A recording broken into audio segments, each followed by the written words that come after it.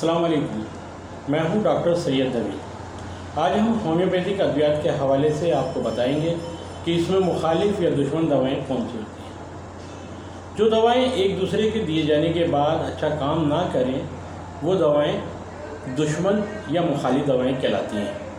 Homeopathy की किताबों में ये सारी बातें दर्ज हैं, मगर कुछ बातें हम अपने तजर्बे से भी सीखते हैं।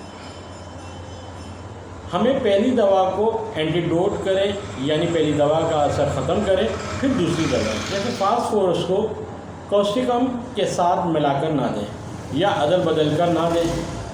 पहले अगर फास्फोरस दिया है तो कॉस्टिकम देने से पहले एंटीडोट करें। फास्फोरस से मुराद फास्फोरस के सारे कंपाउंड्स हैं, मसलन फेरोफोर्स, कालीफोर्स वगैरह वगैरह।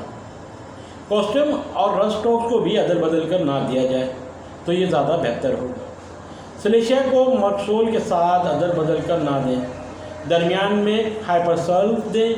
चंद खुराकें काफ़ी होंगी।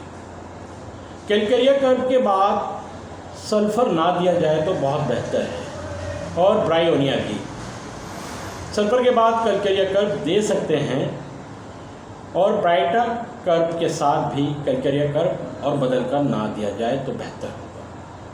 इसी तरह कई दवाएं और भी हैं, मगर आज के प्रोग्राम में हम अपने दोस्तों को यही बताना चाहते हैं कि इन दवाओं को देने से पहले डॉक्टरों से ज़रूर रुजू करें और पता करें, और डॉक्टर हजरात या डॉक्टर दोस्त साहिबान भी इन दवाओं के ऊपर देने से पहले अपने तजर्बे में ये सारी चीज़ें लेकर आएँ। शुक्रिया।